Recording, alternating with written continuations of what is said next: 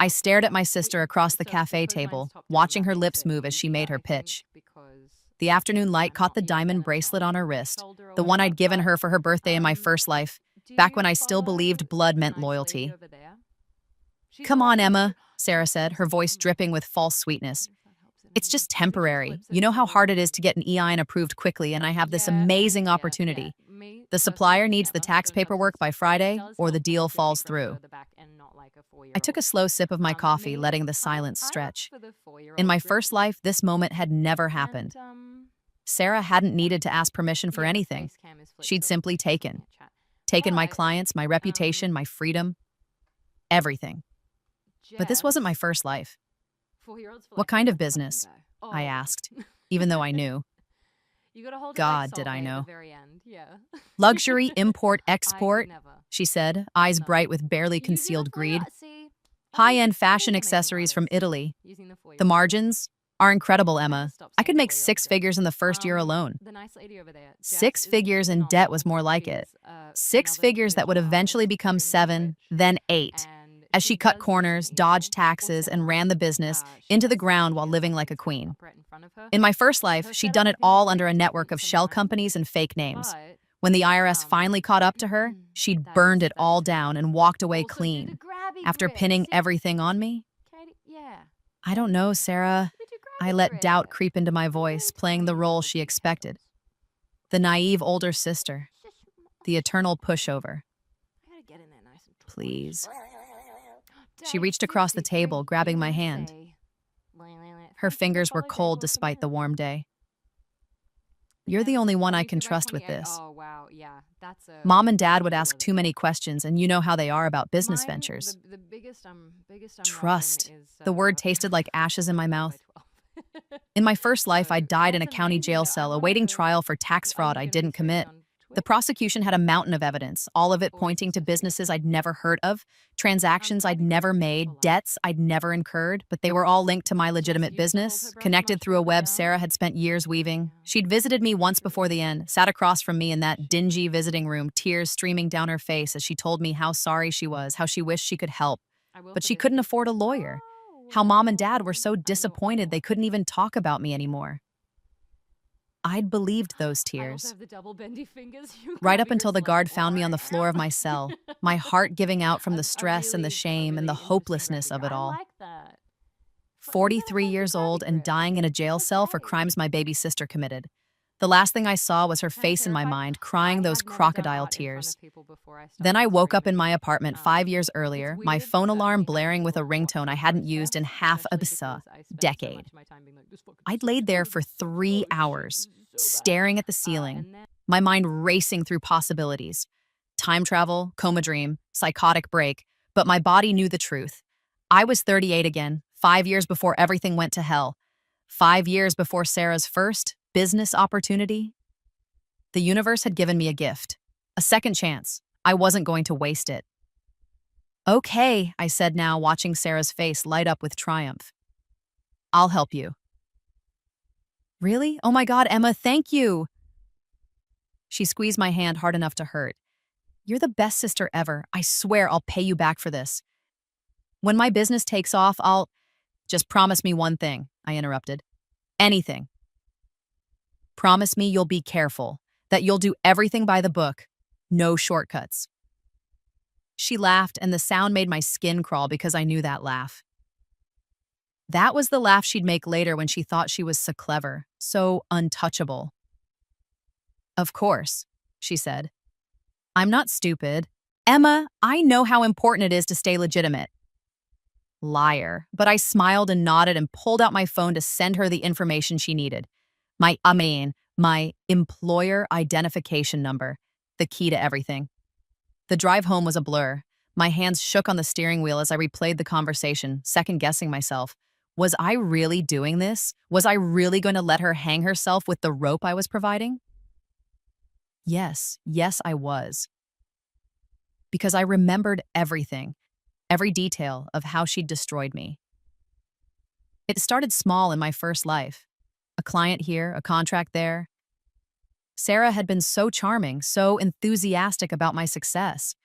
She'd volunteer to help with networking events, to make introductions, to support my business. And slowly, methodically, she'd poisoned every well. Emma's great, she'd tell potential clients. But between you and me, she's been struggling lately. Personal issues, you know. I'd be happy to help out if you need someone more reliable. I hadn't known, not for years. I'd thought I was just hitting a rough patch, that the market was shifting, that I needed to work harder. So I did. I worked myself to the bone while Sarah smiled and nodded and slowly built her own empire on the foundations of mine. By the time I figured it out, it was too late. She had the clients, the contracts, the reputation, and I had nothing but debt and a failing business I couldn't bear to let die. That's when she'd come to me with her opportunity. A merger, she called it. Combine our resources, share the infrastructure, split the profits. It would save my business and accelerate hers. I'd signed the papers without reading them carefully enough. She'd made sure of that, bringing them by late at night when I was exhausted, flattering me about my business acumen, telling me how much she looked up to me.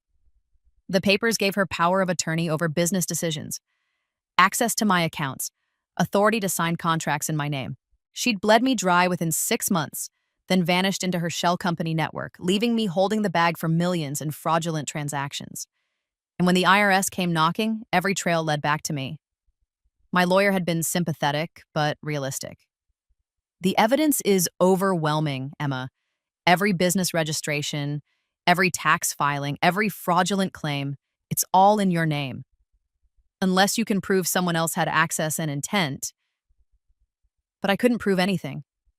Sarah had been too careful. The shell companies were registered in different states, the transactions routed through multiple accounts. On paper, it all looked like I'd built a house of cards and tried to fraud my way to the top. The prosecutor had been less sympathetic. "White-collar criminals like you disgust me," she'd said during one hearing. "Stealing from honest taxpayers, living large while working families struggle. I'm going to make sure you spend the rest of your life paying for what you've done." I tried to tell them about Sarah. Of course I had. But with no evidence, it just sounded like a desperate woman trying to blame her innocent sister. Sarah had played her part perfectly, the concerned sibling, shocked and heartbroken by her sister's crimes, willing to testify for the prosecution if needed. She never had to testify. I died before it got that far, but now I had knowledge, I had time, and I had a plan. I spent the next 3 days building my defense before the offense even started. Every piece of documentation I could think of, every safeguard, every firewall between my legitimate business and whatever Sarah was about to create.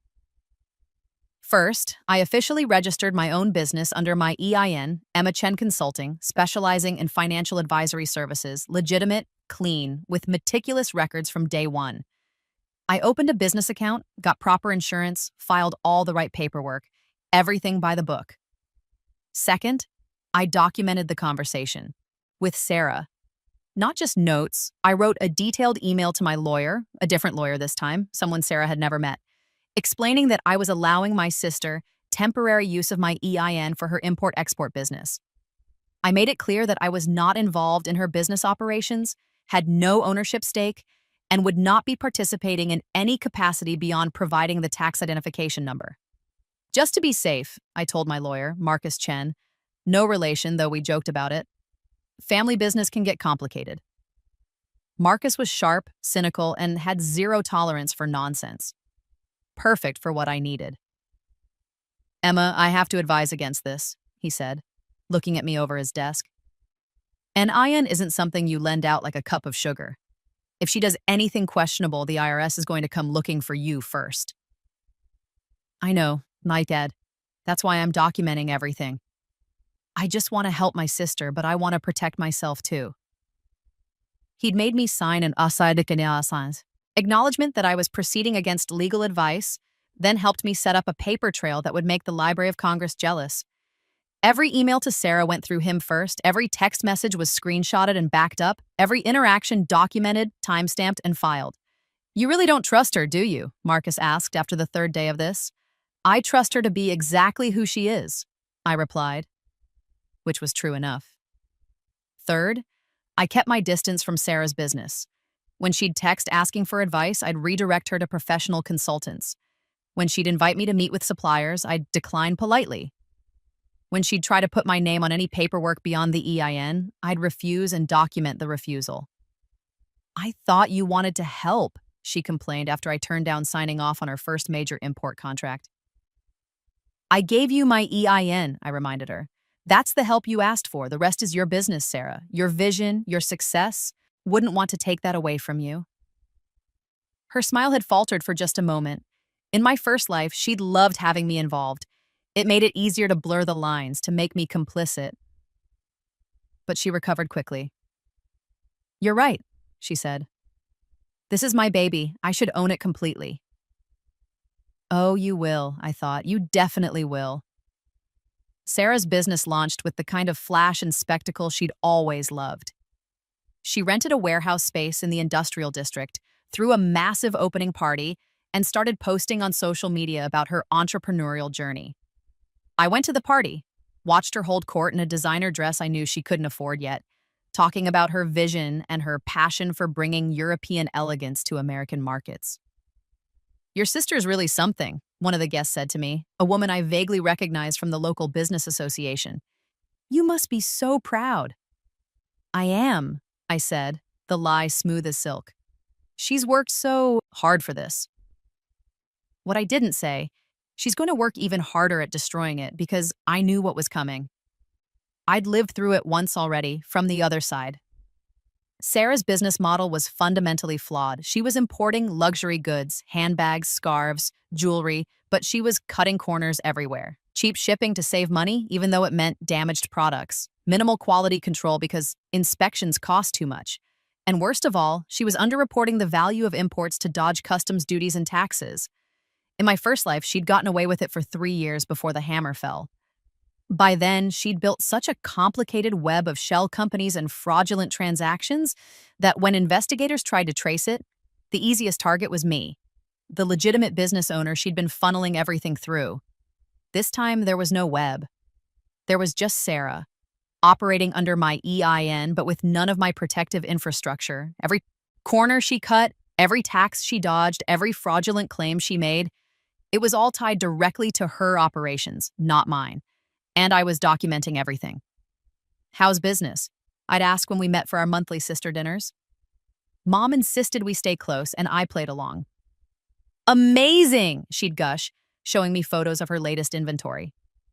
I'm already profitable, Emma. Can you believe it? 3 months in and I'm in the black. She wasn't. I knew the numbers didn't work, not with her overhead and her spending.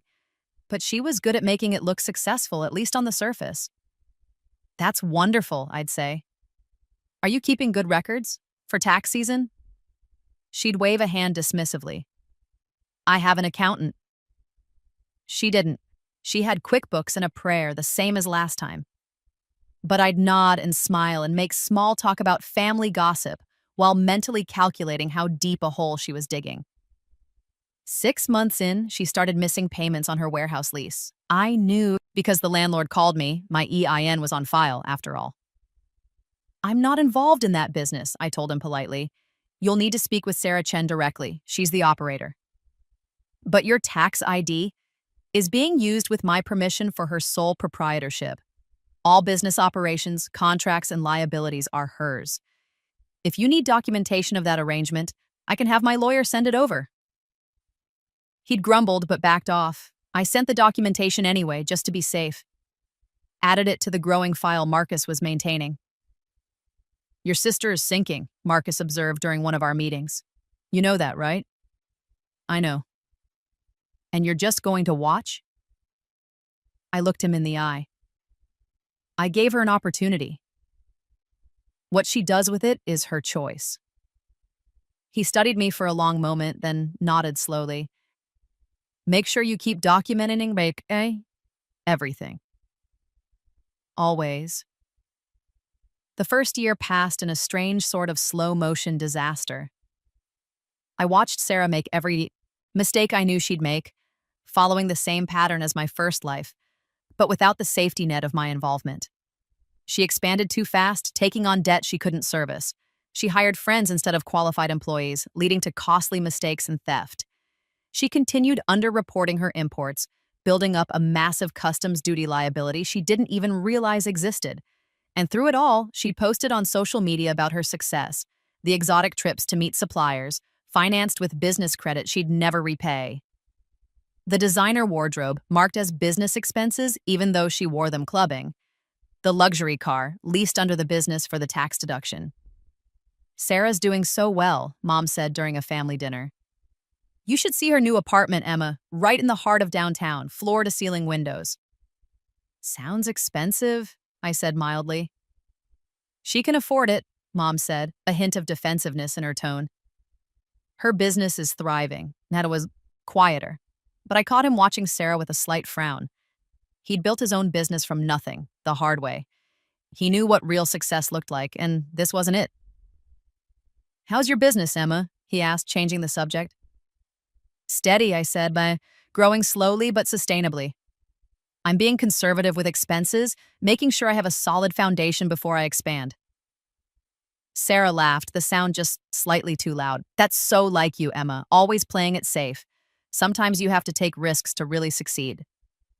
Sometimes, I agreed, and sometimes you have to know the difference between calculated risks and reckless gambling. The table went quiet for a moment. Mom cleared her throat and started talking about a neighbor's daughter's wedding. But Sarah's eyes met mine across the table, and for just a second, I saw something flicker there. Uncertainty? Suspicion? Then it was gone, replaced by her practiced smile. 18 months in, the IRS sent the first letter. It came to my business address, a P.O. box I maintained separately from my home. Standard audit notification for businesses operating under my EIN. I called Marcus immediately. They're doing a routine examination of tax filings, he explained after reviewing the letter. Pretty standard for new businesses, especially in the import sector. High risk for customs violations. What do I need to do? Provide documentation of your business operations, which should be easy since you've been meticulous about record keeping. What about Sarah's business? They'll examine that too, since it's under the same EIN. But you have clear documentation that you're not involved in operations. As long as your records are clean, and they are, you should be fine. Should be. Those words echoed in my head as I gathered my documentation. Bank statements showing my business income and expenses, all legitimate. Client contracts for my consulting work. Tax payments, all properly filed and paid. Insurance policies, business licenses, everything clean, everything proper, everything exactly the opposite of what they'd find when they looked at Sarah's operations. I forwarded the IRS letter to Sarah with a brief note. We're being audited. You'll need to provide documentation for your business operations. Let me know if you need my lawyer's contact info. She called me within 5 minutes, her voice tight with panic. Emma, what is this? An audit? Why are they auditing us? It's routine, I said calmly.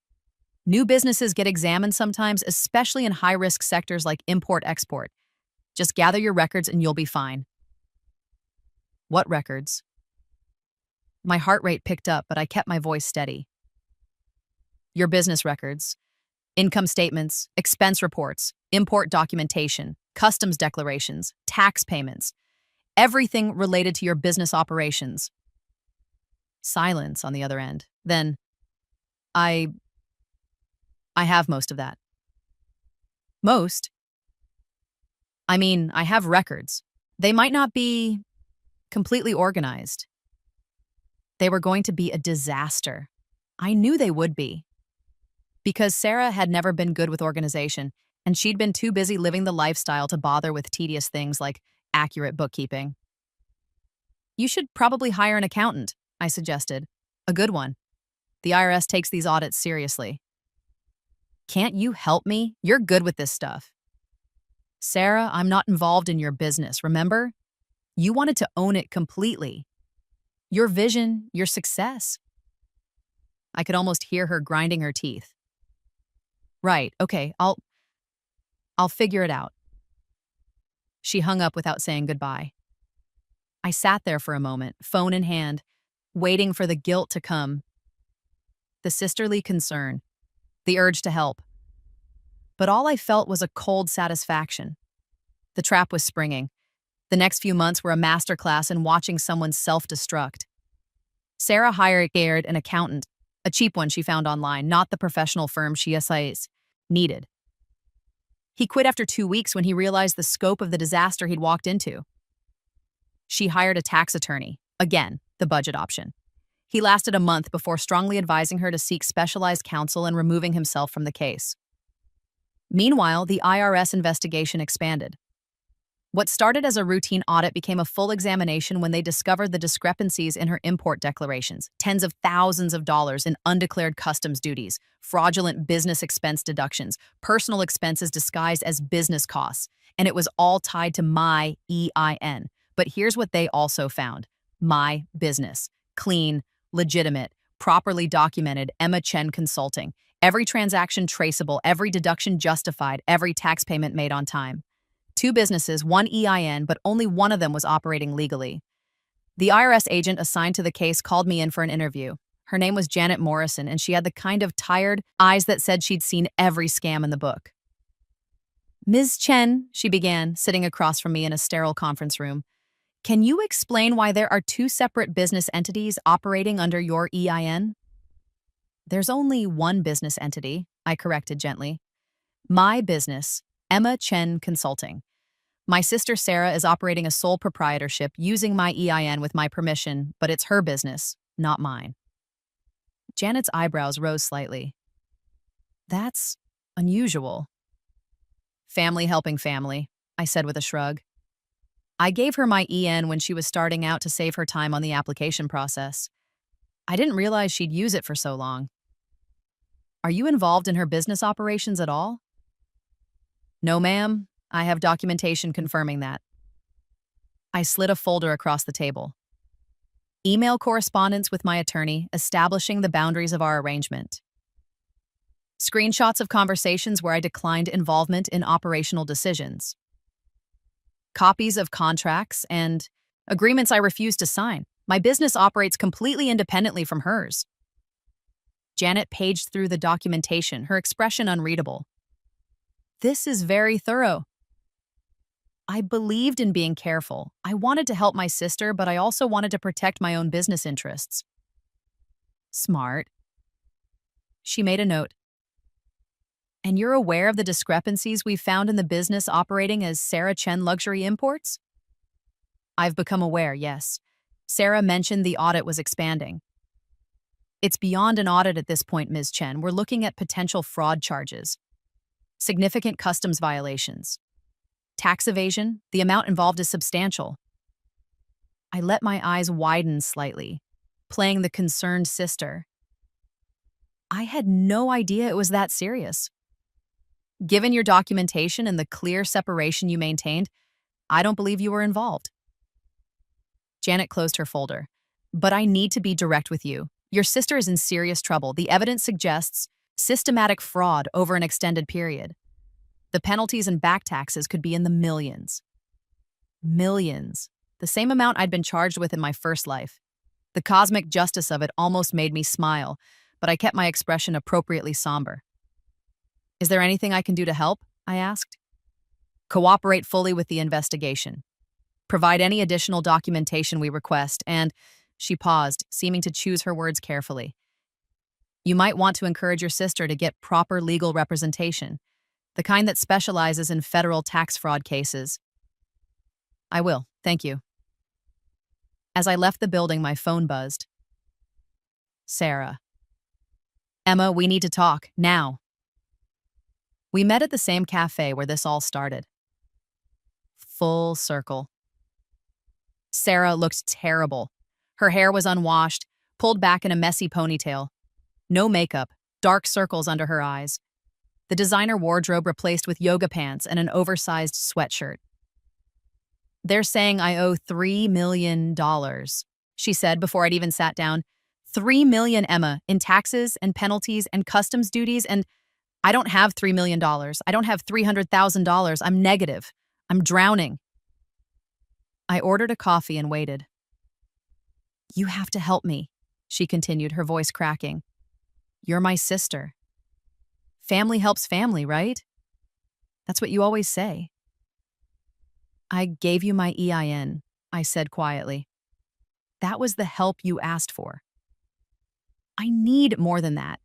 I need I need you to tell them you were involved, that we were partners. That way we can split the liability and No. She blinked. What? No, Sarah. I'm not going to lie to federal investigators and claim I was involved in your fraud. It's not fraud. It's just, I made some mistakes. The accountant said, "You underreported your imports by hundreds of thousands of dollars," I interrupted. "You claimed personal expenses as business deductions. You operated at a loss for over a year while living like you were making millions. That's not mistakes, Sarah. That's fraud." Her face crumpled. "Please, Emma, please. They're talking about criminal charges. I could go to prison." And there it was. The fear I'd lived with for months in my first life.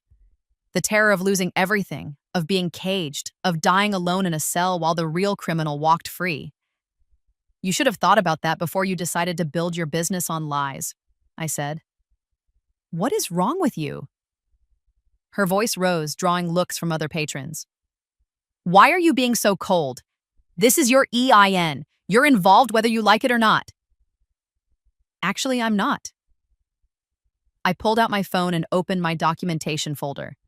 I have emails, text messages, legal memos, and witness statements all confirming that I had no involvement in your business operations. The IRS has already cleared me of any wrongdoing. Her face went white. You documented everything?" "Everything." "Why? Why would you do that unless—" She trailed off, and I watched the realization dawn. "Unless you knew. You knew this would happen." I said nothing. "How?" she whispered. "How could you possibly know?" I could tell her the truth about the rebirth, the second chance, the memories of everything she'd done to me. But what would be the point? She wouldn't believe me. She'd think I was crazy. And more importantly, she didn't deserve the truth. I'm a financial consultant, Sarah. It's literally my job to spot bad business models and unsustainable practices. You were doomed from the start, and anyone with eyes could see it. Then why didn't you warn me? Why didn't you stop me? I tried, remember? Promise me you'll be careful. Promise me you'll do everything by the book. Those were my words when I gave you my EIN. You promised. You lied. She stood up abruptly, her chair scraping loudly against the floor. You're going to regret this, Emma. Family doesn't forget. Mom and Dad will never forgive you for abandoning me when I needed you most. Probably not, I agreed, but I'll survive their disappointment. Will you survive federal prison? She stood there, trembling with rage and fear, before turning and storming out. I finished my coffee slowly, watching through the window as she got into her car, the least luxury sedan she'd be losing soon, and drove away. My phone rang. Marcus. The IRS is moving forward with prosecution, he said without preamble. They're offering a plea deal if she cooperates fully and agrees to repayment terms. What kind of terms? Aggressive. $3 million in restitution plus penalties. She'd be paying it off for the rest of her life, assuming she can even make the minimum payments. And if she doesn't take the deal? Trial. If convicted, she's looking at 5 to 7 years plus the financial penalties anyway. They have her dead to rights, Emma. The evidence is overwhelming. Just like the evidence had been overwhelming against me in my first life. The beautiful symmetry of it almost took my breath away. Keep me informed, I said, always. And Emma? He paused.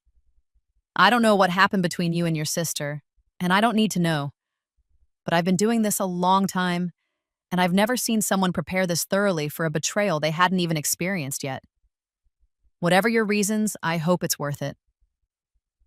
It is, I said softly. Trust me. It is. The fallout was spectacular. Sarah tried to fight it at first, hired a big-name attorney with money she didn't have, probably borrowed from some predatory lender. The attorney reviewed the case, reviewed my documentation, and apparently gave her the same advice everyone else had: take the deal. She refused, insisted she was innocent, that I had set her up, that this was all a misunderstanding. The trial lasted 3 weeks. I attended every day, sitting in the back of the courtroom, watching as the prosecution methodically dismantled her. Defense, they brought in customs agents who testified about the underreported imports, IRS investigators who detailed the tax evasion, forensic accountants who showed how she'd laundered personal expenses through the business, her own employees who admitted she'd told them to lie on official documents. And through it all, my documentation served as a shield. Every time Sarah's attorney tried to implicate me, the prosecution would produce an email or text or legal memo proving I'd had no involvement. Ms. Chen, the prosecutor asked me when I took the stand, did you ever participate in your sister's business operations? No, ma'am. Did you ever advise her to underreport her imports or claim false deductions? No, ma'am. In fact, when I gave her permission to use my EIN, I specifically asked her to promise she'd do everything by the book. And did she make that promise? Yes, ma'am, she did. The prosecutor submitted the cafe recording into evidence. I'd made it on my phone that day, just audio, capturing Sarah's promise to stay legitimate. Sarah's attorney had tried to object, unlawful recording, invasion of privacy, but we were in a one-party consent state, and I was a party to the conversation. The judge allowed it. Listening to it played in open court, hearing Sarah's voice promising to be careful, to stay legal, to do everything right, and then hearing the mountain of evidence showing she'd done the opposite. The jury deliberated for 4 hours, guilty on all counts. The sentencing hearing was 2 weeks later. Sarah showed up looking hollow, broken. Her fancy lawyer was gone, replaced by a public defender who looked fresh out of law school. The judge was a woman in her 60s with steel gray hair and no-nonsense demeanor. Ms. Chen, she said, looking down at Sarah from the bench, I've reviewed the evidence in this case extensively. The level of fraud you committed, the systematic nature of it, the complete disregard for the law. It's frankly staggering. Sarah stood there, silent, tears streaming down her face. What's more disturbing is your complete lack of remorse. Throughout this trial, you've attempted to blame everyone but yourself. Your accountants, your employees, even your own sister, who had the good sense to document her innocence. You've shown no accountability, no recognition of the harm you've caused. Your Honor, please, the public defender started. The judge held up a hand. I'm not finished. The prosecution has recommended 5 years. Given the severity of the crimes and your lack of remorse, I'm inclined to agree. However, I'm going to give you one final opportunity to take responsibility. She looked directly at Sarah. If you allocate fully, admit to your crimes without reservation, show genuine remorse, and commit to making restitution, I'll consider a reduced sentence with the possibility of work release. If you continue to deny responsibility, you'll serve the full 5 years in federal prison. Your choice. Sarah stood there for a long moment. I watched from the gallery, barely breathing. Sarah's voice was barely audible. I did it. All of it. I thought I could get away with it. I thought I was smarter than everyone else. I was wrong. It wasn't much of an allocution, but it was something. The judge sentenced her to 3 years with work release eligibility after 18 months, plus full restitution of $3.2 million with a payment plan that would take her 40 years to complete. As they led her away, Sarah's eyes met mine across the courtroom. There was no anger there anymore, no defiance, just a broken recognition of how thoroughly she'd destroyed herself. Mom stopped speaking to me after the sentencing. Dad would take my calls but kept them brief, his disappointment palpable even through the phone. She's your sister, he said during one particularly painful conversation. Family is supposed to stick together. She committed fraud, Dad, millions of dollars worth. Was I supposed to lie to federal investigators? You could have helped her before it got this far. You're good with money, with business. You could have guided her. I tried, I said, which was both true and false. She didn't want to listen. He sighed, a heavy sound that made my chest tight. I don't understand what happened to you, Emma. You used to be so kind. Kind? I'd been kind in my first life, too. Look where it got me. I'm sorry you feel that way, I said quietly, but I'm not sorry for protecting myself. We spoke less after that. Birthday cards, obligatory holiday calls. The relationship was fractured, maybe permanently, but I was alive, free, and my business was thriving. Without Sarah's drain on my time and energy, without the constant stress of her schemes, I'd been able to focus entirely on building something real. Emma Chen. Consulting grew steadily, earning a reputation for integrity and expertise. I hired carefully, expanded thoughtfully, and within 2 years I was making more than Sarah had ever pretended to make. The irony wasn't lost on me. In trying to destroy me to build her empire, she'd actually been destroying herself. The effort she put into sabotaging me in my first life, the energy she spent maintaining her web of lies, if she'd put half of that into legitimate business practices, she might have actually succeeded. But that would have required being someone other than who she was. And Sarah was, fundamentally, a person who took shortcuts, who believed the rules didn't apply to her, who would step on anyone, even family, to get what she wanted. Some people don't deserve second chances. They just use them to hurt you again. 3 years passed. I was in my office reviewing a contract for a new client when my assistant buzzed. Emma, there's someone here to see you. She doesn't have an appointment, but she says it's important. Her name is Sarah Chen. My heart rate spiked, but my voice stayed calm. Send her in. Sarah looked different, older, worn down in a way that had nothing to do with age. She'd served her 18 months, gotten work release, and was now slowly paying off a debt she'd never escape. Emma, she said, standing awkwardly in my doorway, and Sarah, please sit. She perched on the edge of the chair across from my desk, hands clasped in her lap.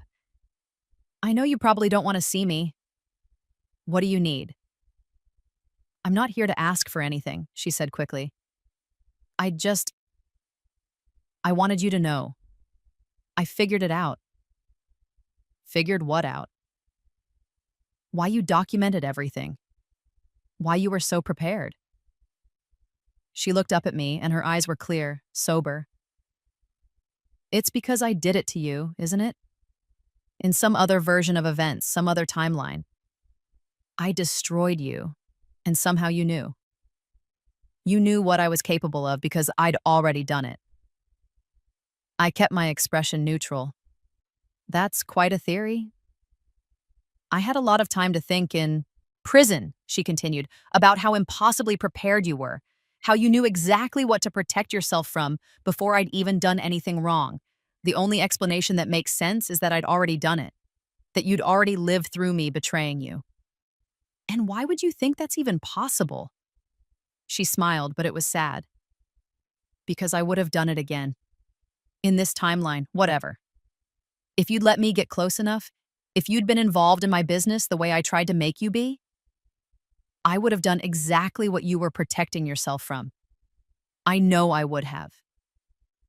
Because that's who I was. Was. Past tense. Why are you telling me this? I asked. Because you were right to protect yourself. You were right not to trust me. And I'm sorry. She stood up and, I'm not asking for forgiveness. I know I don't deserve it. But I wanted you to know that I understand now. What I was. What I did. And I'm trying to be better.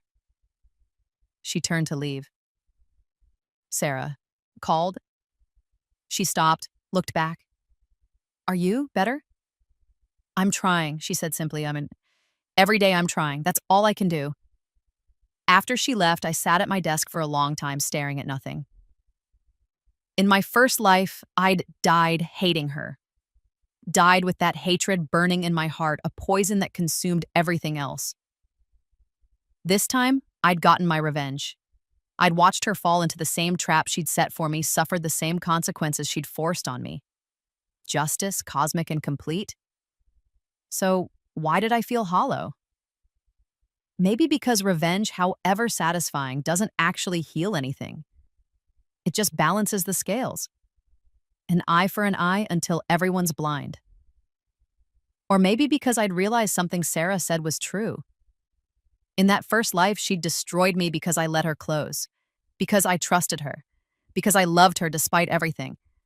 This time, I'd saved myself by becoming someone who could watch their own sister self-destruct and feel nothing but cold. Satisfaction. I'd won, I'd survived, I'd thrived, but I'd also lost something. Some essential part of myself that believed in second chances, in redemption, in the possibility that people could change. Though maybe that was the price of survival. Maybe you couldn't come back from betrayal that deep and remain the same person. Maybe the only way to protect yourself from monsters was to become a little monstrous yourself. My phone buzzed. A text from Marcus. Meeting with the new client moved to 3 p.m. You ready? Ready, I typed back. I pulled up the contract again, pushing thoughts of Sarah and redemption and the cost of revenge aside. I had work to do, a business to run, a life to live. And if that life was colder, harder, more guarded than the one I'd lived before, well, at least it was mine. Bought and paid for with Sarah's destruction and my own carefully documented innocence. In the end, maybe that was enough. Or maybe I was just telling myself that to sleep at night. 5 more years passed. Emma Chen Consulting had grown beyond my wildest dreams from either life. 50 employees, offices in 3 cities, annual revenue in the 8 figures. I'd been featured in Forbes, invited to speak at conferences, courted by venture capitalists wanting to invest. I said no to the VCs. Built it slow and steady, the same way I'd rebuilt my life. No shortcuts, no borrowed time. Every success earned honestly. Sarah and I didn't speak much. Occasional texts on birthdays.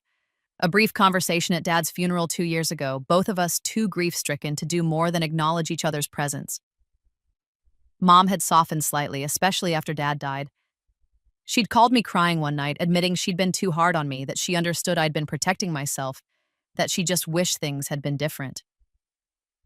I know you think I chose Sarah over you, she said through tears.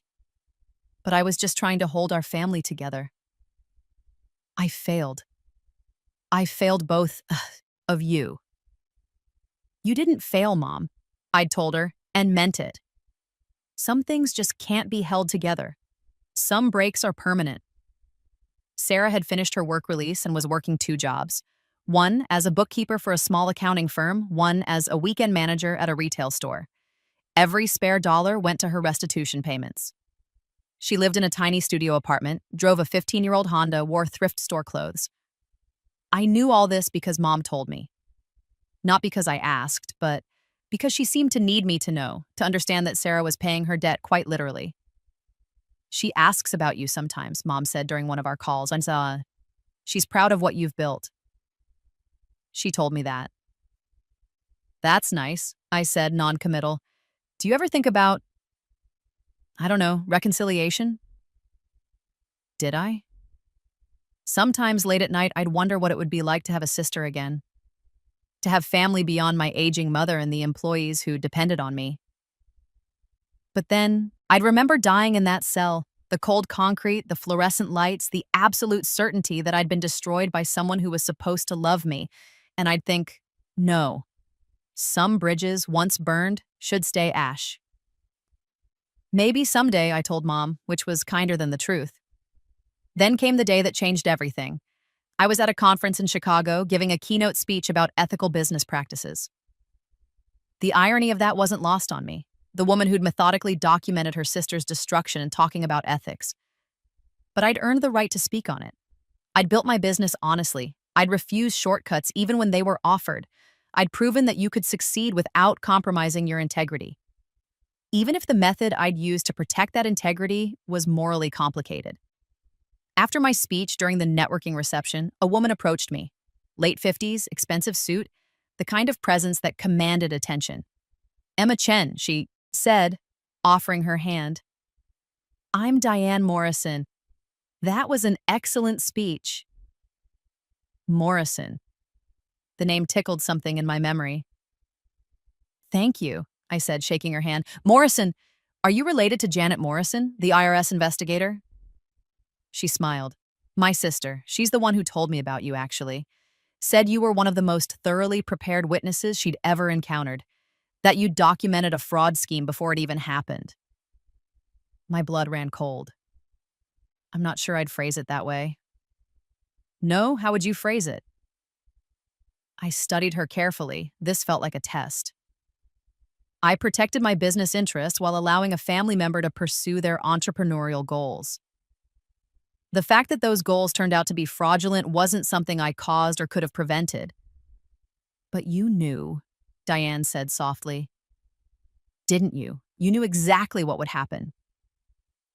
I knew my sister's character, I said carefully. I knew the business model was unsustainable. I knew she had a history of taking shortcuts. Was it such a stretch to protect myself from foreseeable risks? Diane was quiet for a moment then. Janet said the documentation you provided was unlike anything she'd seen. Not reactive, but proactive. Like you were building a legal defense before a crime was committed. She found it both impressive and deeply unsettling. I'm a consultant, I said. Planning ahead is literally my job. Is that what you tell yourself? The question landed like a punch. I took a sip of my drink to buy time, then met her eyes. Why are you here, Ms. Morrison? If this is about the case, it's been closed for years. It's not about the case, it's about you. She pulled out a business card. I run an ethics advisory firm. We consult with companies on building integrity-based cultures, preventing fraud, protecting whistleblowers. I think you'd be an interesting addition to our team. I have my own company. Yes, and it's impressive, but I'm offering you the chance to do something meaningful, to help other people avoid the situation you faced. Or, she paused significantly, to help people in your sister's situation understand the consequences before they cross the line. Why would you want me? Based on what your sister told you, you must think I'm ruthlessly pragmatic, Diane suggested. Willing to let someone destroy themselves rather than intervene? Cold-blooded enough to document a disaster and watch it unfold? Yes, I said quietly, all of that. Good. Because the people who commit fraud, who cut corners, who destroy lives, they're not cold-blooded. They're self-deceptive. They believe their own lies. What we need are people who can see through the self-deception, who can spot the warning signs, who understand exactly how these situations develop because they've lived it. I'm not interested in helping people like my sister, I said flatly. I'm not asking you to, I'm asking you to help their victims, the employees who lose their jobs when fraudulent companies collapse, the investors who lose their savings, the families who get torn apart. You understand the cost of fraud better than most because you've paid it. I thought about my first life, about dying in that cell, abandoned and broken, about all the people Sarah had probably hurt before me, all the people she would have hurt after if I hadn't stopped her. I'll think about it, I said. Diane smiled. That's all I ask. Call me when you've decided. I didn't call for 3 months. I was busy with my own company, with my own life. I didn't need a new project, didn't want to dive back into the world of fraud and betrayal and complicated family dynamics. But the conversation stayed with me, nagged at me during quiet moments. Finally, I called. I have conditions, I told Diane. Name them. I won't work on cases involving family members. I can't be objective. Understood. I won't compromise my own business. This would be part-time, consulting basis. Perfectly acceptable. And I need to know, are you doing this to help people or to study me? Because if this is some kind of psychological experiment, it's not, Diane interrupted. Emma, the world is full of people who make terrible decisions, who hurt others, who destroy themselves. Some of them are malicious, but many of them are just lost, confused, following bad examples or bad advice. If we can reach them early, before they cross lines they can't uncross, we can prevent a lot of suffering. And the ones who won't listen? Then we protect their potential victims. Document the warning signs. Build cases that can't be ignored. Sound familiar? It did. It sounded exactly like what I'd done with Sarah. When do I start? I asked. The first case Diane gave me was a small manufacturing company where the CFO was showing signs of embezzlement. Nothing proven yet, just red flags. Unusual expenses, missing documentation, defensive chase. behavior when questioned.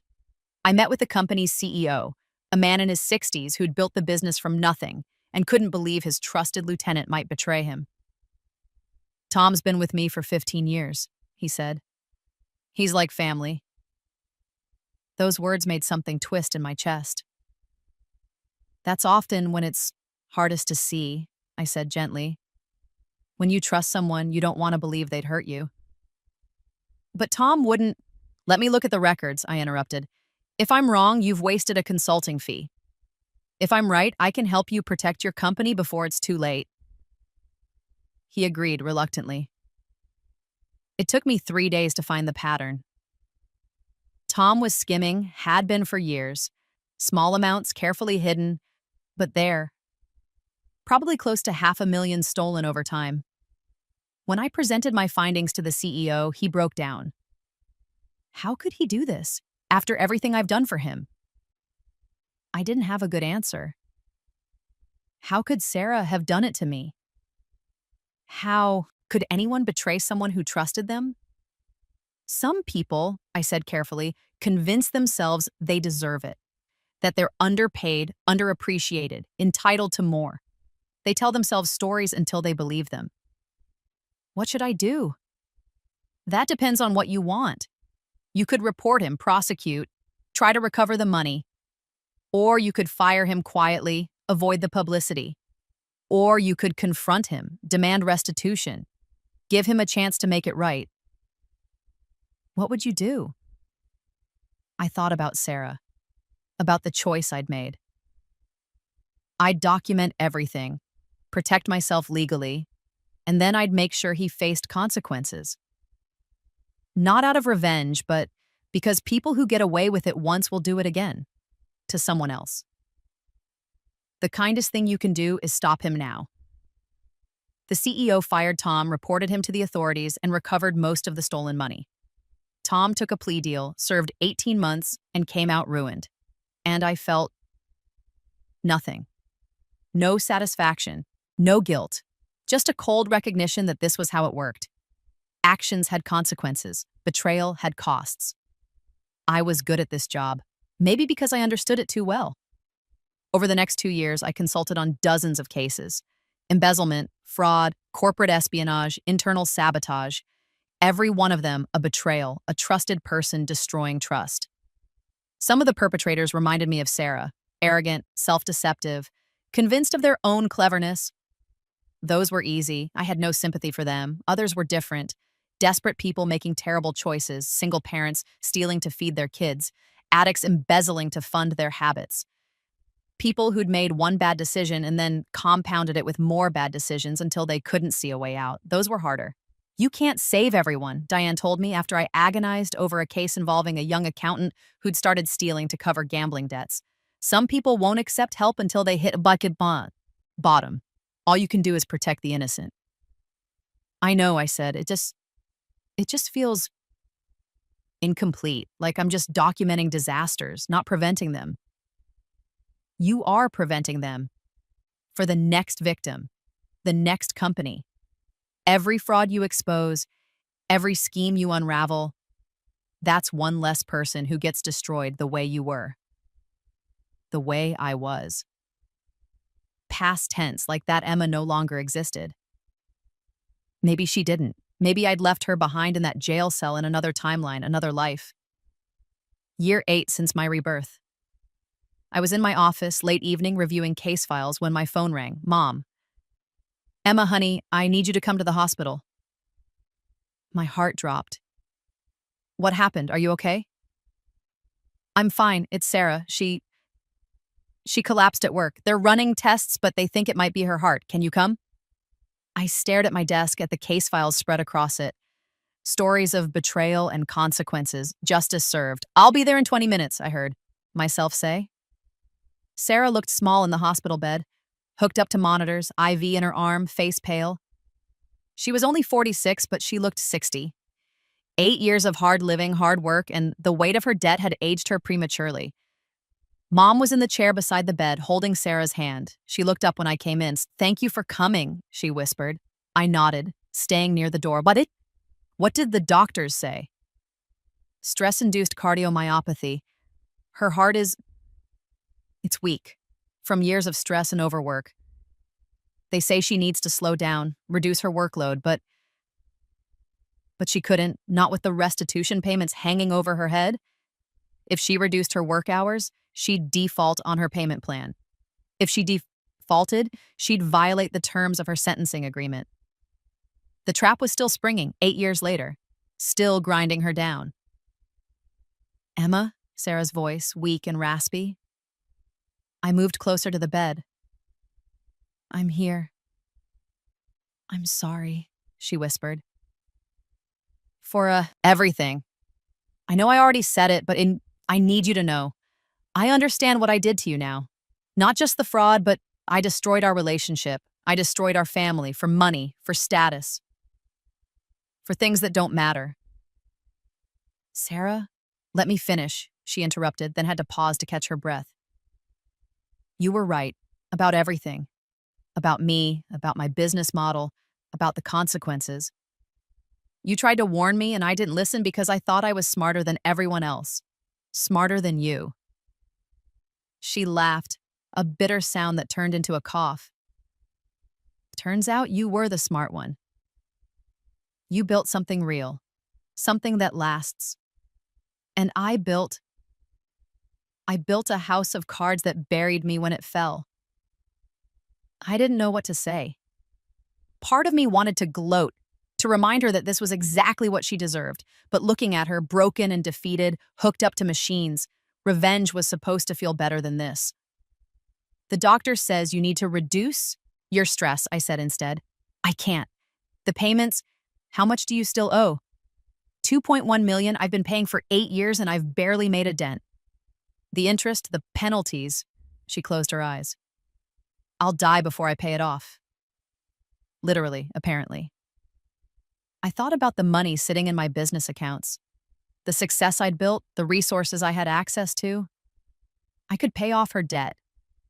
It would be a significant chunk of my savings, but I could do it. I could free her from this burden that was literally killing her. But should I? She'd tried to destroy me. In another life, she'd succeeded. This was justice. Cosmic, perfect, poetic justice. I'm not asking you to help, Sarah said, as if reading my thoughts. I know I don't deserve it. I know what I did, what I would have done if you'd let me. I'm sorry, that's all.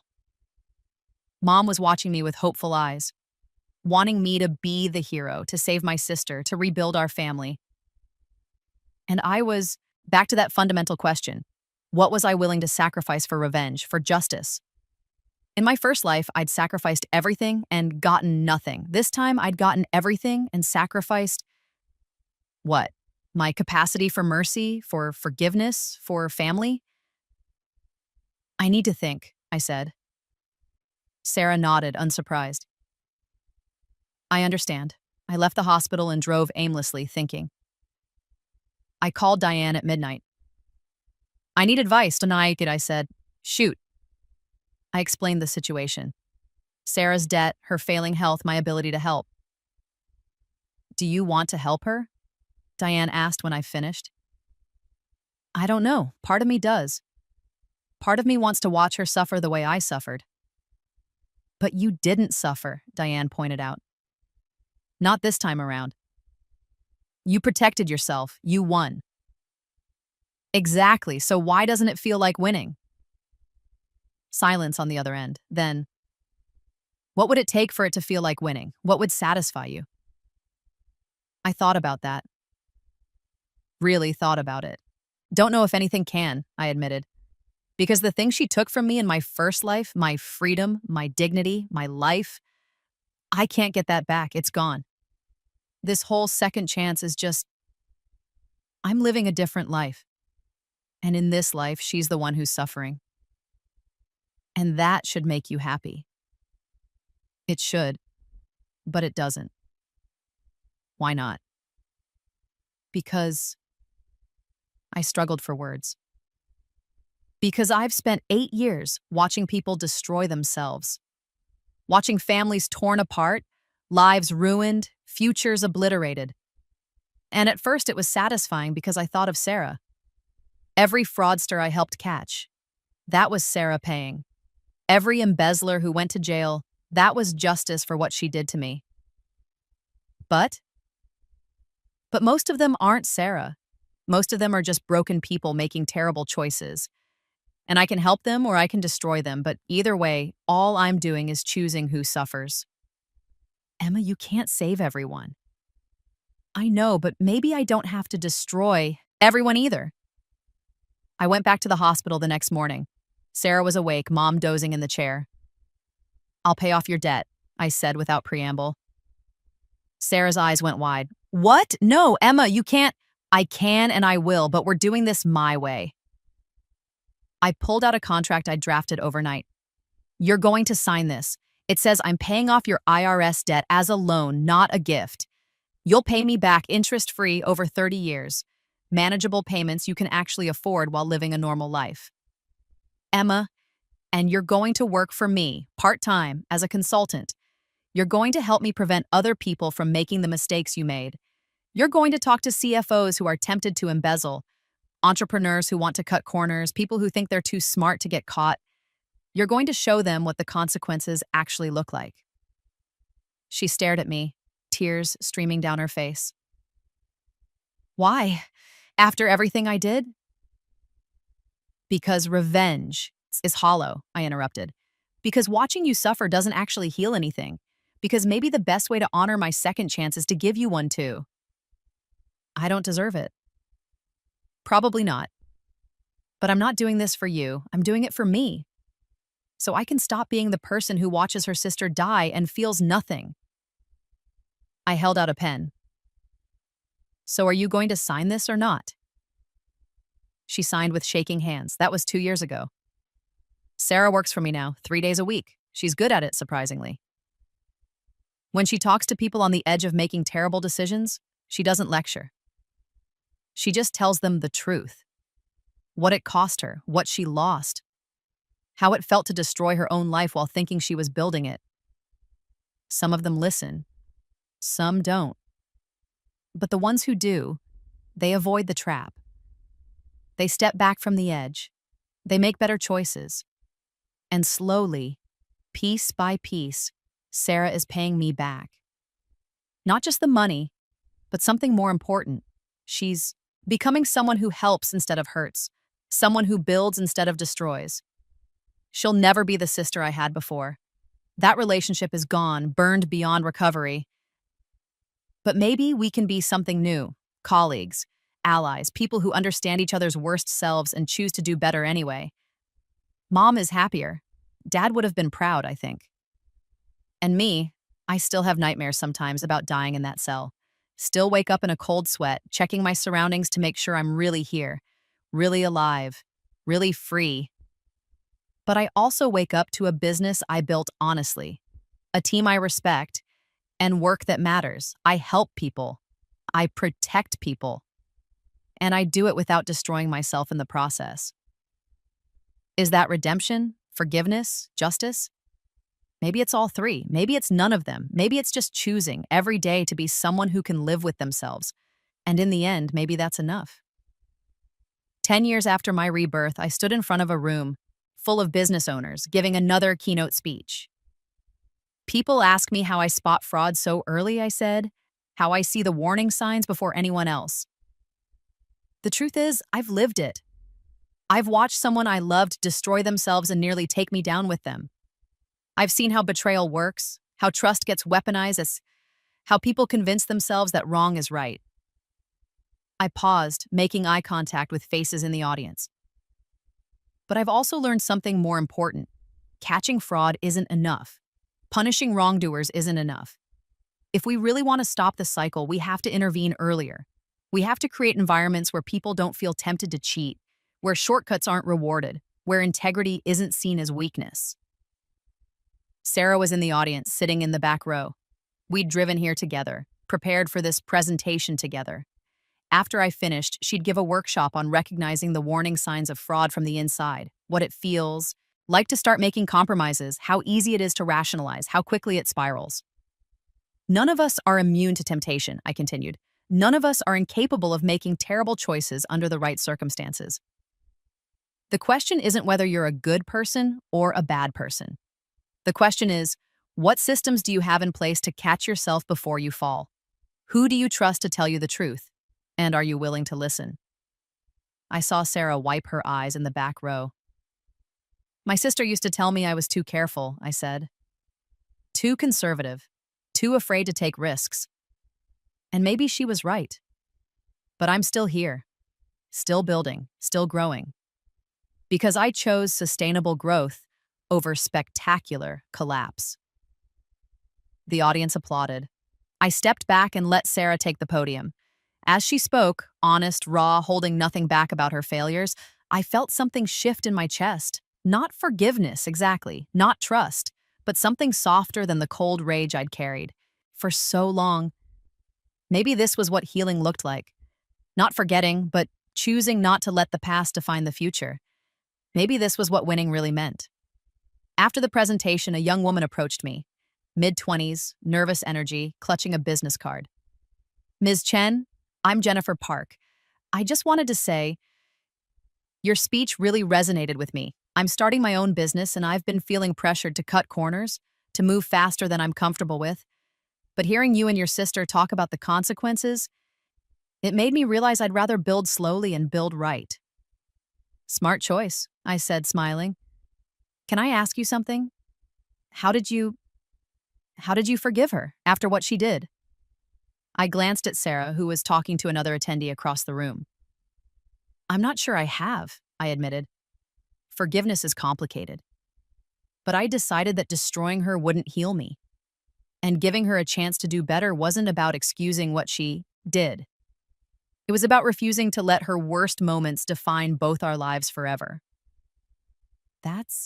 Jennifer paused, searching for words. That's really mature. I laughed. It took me dying once to learn it. I don't recommend that path.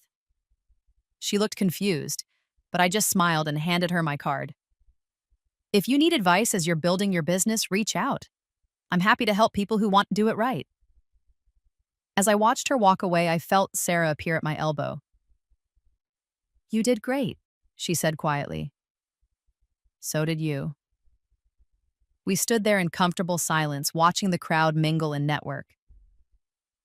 Do you ever wonder, Sarah asked, what would have happened if you hadn't known? If you'd trusted me this time like you did? Before. I thought about it. I'd be dead or in prison, you'd be thriving for a while. And then it would all come crashing down eventually. It always does. Maybe not as spectacularly as it did this time, but the rot would spread. You can't build something permanent on a foundation of lies. She nodded slowly. I think about that a lot, about how close I came to destroying both of us. How if you hadn't stopped me. You stopped yourself, I corrected. I just accelerated the consequences. Is that what you call it? She smiled, but there was no bitterness in it. You set a trap and let me walk into it. Yes, I said simply, because there was no point in denying it. I deserved it. Yes, you did. But you helped me anyway. After. Why? It was the same question she'd asked 100 times in 100 different ways. And every time I gave her the truth. Because revenge is a meal that leaves you hungry. Justice is necessary, but it's not sufficient. If I wanted to actually heal, I had to choose something more than watching you suffer. Even though I tried to destroy you. Even though. She was quiet for a long moment. Then, I'm glad you came back. Glad you got a second chance. So am I said. And for the first time in 10 years, in 2 lifetimes, I meant it completely. Because this wasn't the life I'd planned for. This wasn't the revenge fantasy I'd imagined. I hadn't destroyed Sarah completely, hadn't ground her into dust, hadn't taken everything from her the way she'd taken everything from me. Instead, I'd built something better, something sustainable, a business that mattered, work that helped people, and yes, even a relationship with my sister that, while broken in places, was slowly healing. Was it perfect? No. Did I fully trust her? Also, no. Would I ever forget what she'd done, what she'd been capable of? Never. But I'd learned that you don't have to forgive someone completely to move forward. You don't have to forget the past to build a future. You just have to decide every day whether you want to be defined by the worst thing that ever happened to you or by how you chose to respond to it. I chose response. I chose building. I chose life. And somewhere in that choice, I'd found something better than revenge could ever give me: peace. Not the peace of justice served or scores settled, the peace of knowing that I'd broken the cycle. That Sarah's children, if she ever had them, would grow up with a mother who understood consequences, who valued integrity, who knew the cost of betrayal. That the people I consulted with would avoid the mistakes that destroyed her. That the business I'd built would outlast both of us, helping people long after we were gone. That was worth more than watching her suffer, worth more than the cold satisfaction of perfect revenge. That was worth the second chance I'd been given. On the drive home, Sarah asked me one more question. Do you ever regret it? Giving me your EIN? Starting all of this? I thought about my first life, the cell, the hopelessness, the death. Then I thought about this life, the success, the purpose, the complicated, messy, imperfect healing. No, I said. I don't regret it because if I hadn't done it, I'd still be that person. The one who trusts blindly, who gets destroyed, who dies bitter and alone. Instead, I'm someone who protects herself, who helps others, who turned tragedy into something meaningful. Even though it meant... She gestured vaguely, encompassing her prison time, her debt, her years of suffering. Even though, I confirmed. You made your choices, Sarah. I just made sure you faced the consequences instead of making me face them. That's not cruelty, that's justice. And the helping me after, the job, the loan, the second chance? That's mercy. You can have justice and mercy. They're not mutually exclusive. She nodded, watching the city lights pass by the window. I'm going to spend the rest of my life trying to deserve it. The mercy, I mean. The justice that I definitely earned. I smiled despite myself. Good, because the minute you stop trying, the minute you start making excuses or cutting corners or reverting to who you were, you'll bury me so deep I'll never see daylight again, she finished.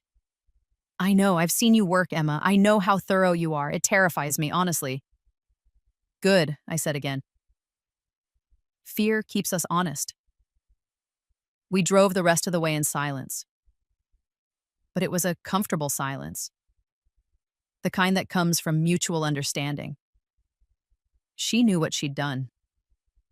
I knew what I was capable of, and we'd both chosen, deliberately, to be better than our worst selves. That night, lying in bed, I thought about everything that had happened. 2 lives, countless decisions, innumerable consequences.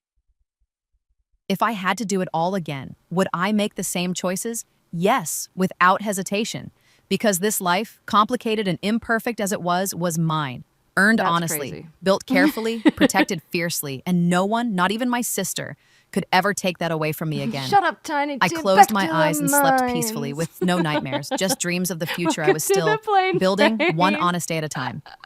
Matu, thank you. Thanks, I think.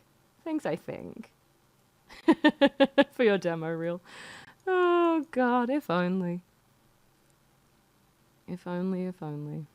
The woodpecker sighed, cried. Can't give you a shot, kid. This is a bar. Aw, man. Aw, beans. All right. Next time, then. Ah, shoot. I'll see you in 13 years. That's right.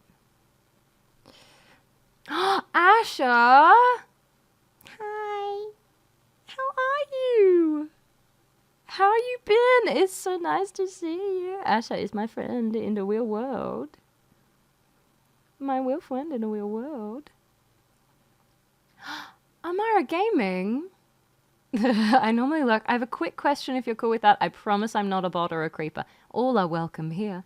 Everyone is equal in my eye. Hi, Amara. Yeah, please, please, please, feel free. Gotta go walk the doggy. Do it, Matu, do it. Thank you so much again for the raid. You're wonderful. And your work is wonderful. My Googazoo comment made the end of the clip. Famous.